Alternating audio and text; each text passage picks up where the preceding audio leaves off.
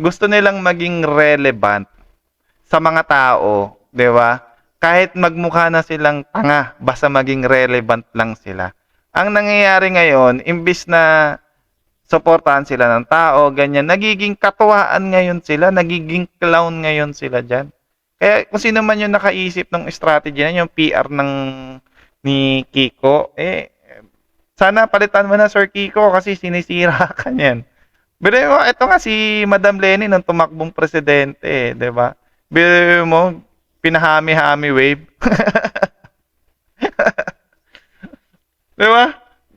Nagkami-hami ha si Lenny Robredo, 'di ba? Oh, paano mananalo 'yun?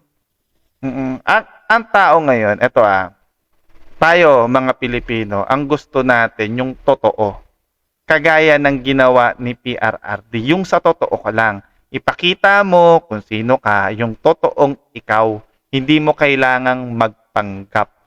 Hindi yung katulad ginawa ni Mar Rojas na ano ba yun, ano ng trapiko. 'Di ba? Naging traffic enforcer tapos yung ginawa niyang sign yung paganyan. 'Di ba? Yung tas kumakain sa baso tas umiinom sa plato. Yung mga ganong klase, kaimpokrituhan yun. Hindi nyo na mauuto yung mga tao sa ganong klaseng strategy. Kaya sana baguhin ninyo, Sir Kiko. Ang nangyayari, nasisira kayo. Nasisira kayo sa mga PR ninyo. Yan. Hindi na yan gusto ng tao. Ang gusto ng tao, yung kagaya ni PRD, straightforward, yung may isang salita na kapag sinabi nila, gagawin talaga nila. At nagpapakatotoo lang sila doon sa kung sino talaga sila. 'Di ba? Ano, tignan nyo si PRRD. Bago siya nanalo, ang sabi niya, "Wag niyo akong iboto." 'Di ba? Wag niyo akong iboto kung ayaw niyo akong iboto kasi ito yung ugali ko. Kung ayaw niyo mapagmura ako, wag niyo akong iboto. 'Di ba? Pero binoto pa rin siya ng tao kasi nakikita ng tao na totoo itong si PRRD. 'Di ba? Totoo tong si PRRD.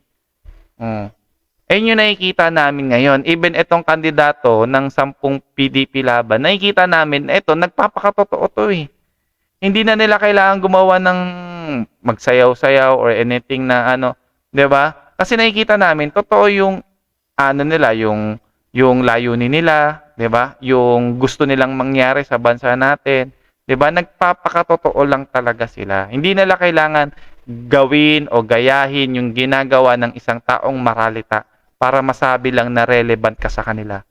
'Di ba? Yun lang yun.